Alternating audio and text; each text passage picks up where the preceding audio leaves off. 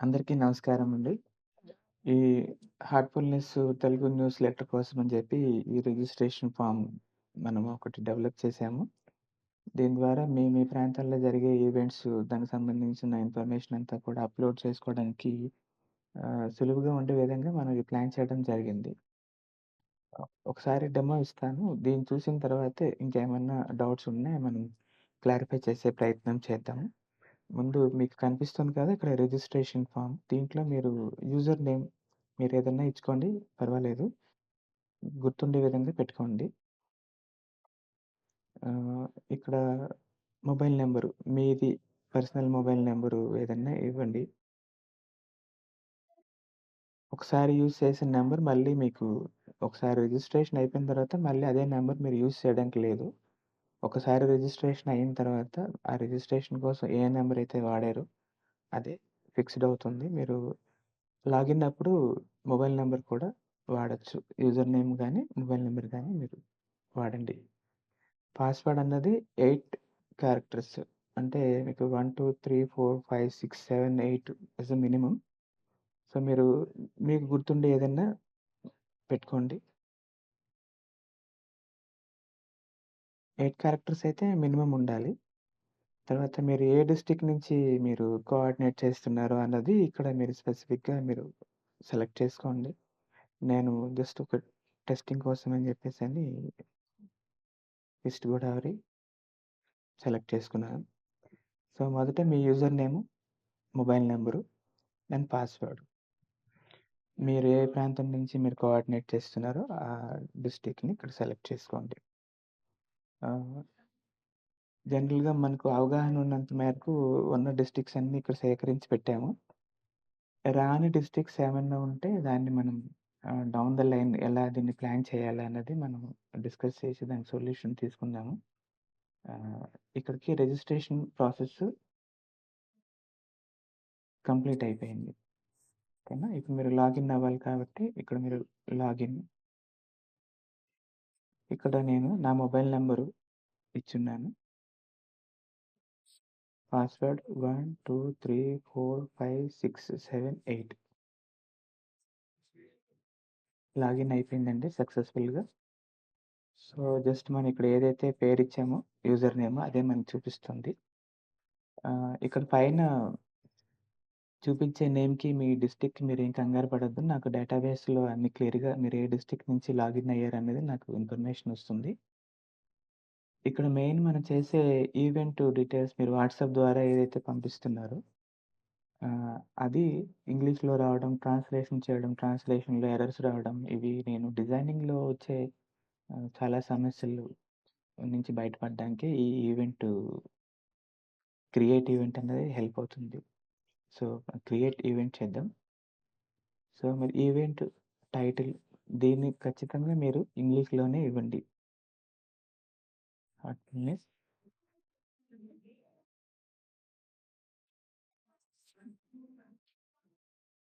Just okay. మీరు event ఏదైతే చేస్తారో దాన్ని ఇంగ్లీష్‌లో టైప్ చేయండి. ఈవెంట్ డేట్ ఎప్పుడు జరిగింది? ఫిబ్రవరి ఏదో ఒక డేట్ జరిగిన డేట్ సెలెక్ట్ చేసుకోండి. సిటీ ఇక్కడ మనకి ఉన్న అవగాహన మేరకి కొన్ని సిటీస్ ఇచ్చాము. ఒకవేళ లేకపోతే అదర్ అని మీరు సెలెక్ట్ చేసుకోండి. సో, ఇక్కడున్నది ఏదో ఒకటి రాజమండ్రి అని నేను సెలెక్ట్ చేసుకున్నాను. ఇక్కడ ఖచ్చితంగా మీరు తెలుగుని టైప్ చేయండి. ఇది మనకి చాలా చాలా ఇంపార్టెంట్. ఈ యొక్క ఫీల్డ్ మాత్రమే నాకు చాలా హెల్ప్ అవుతుంది.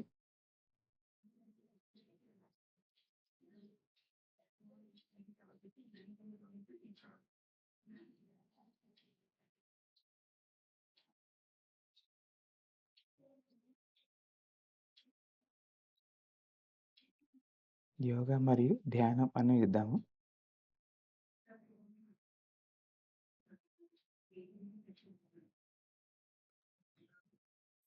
ఓకే. ఇది తెలుగులోనే ఖచ్చితంగా ఇవ్వాలి. డిస్క్రిప్షన్ మళ్ళీ రిపీట్ చేస్తున్నానండి. దయచేసి అర్థం చేసుకోండి. టైటిల్ మాత్రము ఇంగ్లీష్‌లోనే ఇవ్వాలి.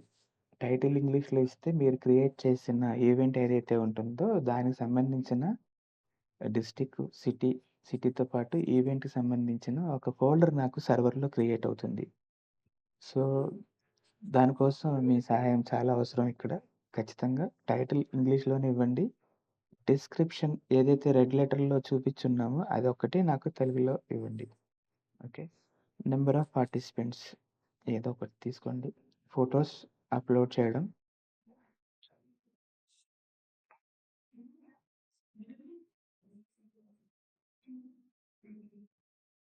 ఓకే. ఇక్కడ మీరేదన్నా ఇమేజెస్ సెలెక్ట్ చేసుకోండి మీ మొబైల్‌లో ఉన్నవి. 6 వరకు మనం లిమిటేషన్స్ మాక్సిమం ఇచ్చాము. ఓకే. 6 ఫైల్స్ తీసుకుంది. క్రియేట్ ఈవెంట్ అని కొడతాం. ఇమేజ్ సైజ్ బట్టి మీ యొక్క మొబైల్ డేటా బట్టి కొంత టైం తీసుకుంటుంది. ఇక్కడ చూసారా టైటిల్ ఇంగ్లీష్‌లో వచ్చింది. Heartfulness meditation. పార్టిసిపెంట్ 56. యాక్షన్స్ ఇక్కడ ఎడిట్ కూడా ఇచ్చాము. బై మిస్టేక్ మీరు ఏదన్నా జరిగిన తర్వాత, అయ్యో! ఇది ఇలా చేసుంటే బాగుండేది అని ఎక్కడన్నా పార్టిసిపెంట్ నంబర్ తప్పు కొట్టినా, డిస్క్రిప్షన్ ఏదన్నా కరెక్ట్ చేయాల్సొచ్చినా కూడా ఇక్కడ మీకు అవకాశం ఉంటుంది. ఇక్కడ ఊరికే నేను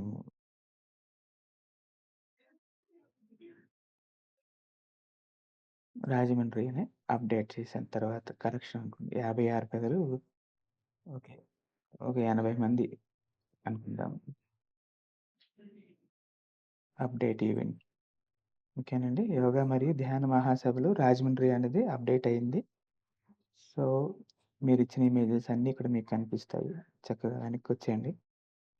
మీకు కనిపిస్తుంది చూసారా? హార్ట్‌ఫుల్‌నెస్ మెడిటేషన్ అనేది తెలుగులో కాకుండా ఇంగ్లీష్‌లో ఇవ్వండి. పార్టిసిపెంట్స్ చూపిస్తోంది. మీరు ఏ డేట్‌న ఈవెంట్ కండక్ట్ అయిందో అది. ఇక్కడితో మీది అయిపోతుంది. సో, అయిపోయిన తర్వాత మీరు జనరల్‌గా లాగౌట్ చేసుకొని బయటకొచ్చేయొచ్చు.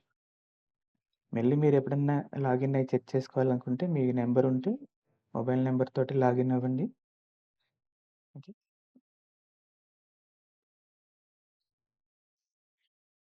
ఇక్కడ జనరల్‌గా జరిగే ఒక చిన్న సందేహం మీకు రావచ్చు. పొరపాటున ఏదన్నా తప్పు కొట్టినా పిక్చర్ ఏదన్నా మార్చుకోవాలన్నా ఆ ఈవెంట్‌కి సంబంధించింది మీకు ముందుగా ఆహ్, ఇక్కడ ఎడిట్ అనే ఆప్షన్ ఒకటుంది కాబట్టి దీని ద్వారా మనం వెళ్లి మనం ఇక్కడ ఇందాక చూపిచ్చాను రాజమండ్రి ఆహ్, ఇంకేదండి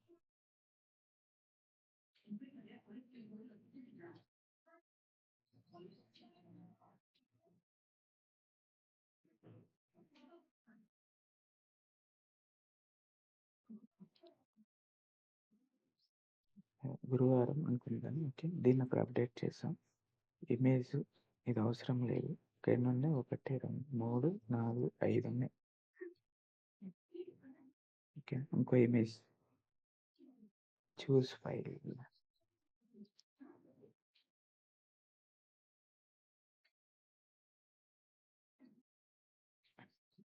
2, 3, 4, 5 అప్డేట్ ఈవెంట్.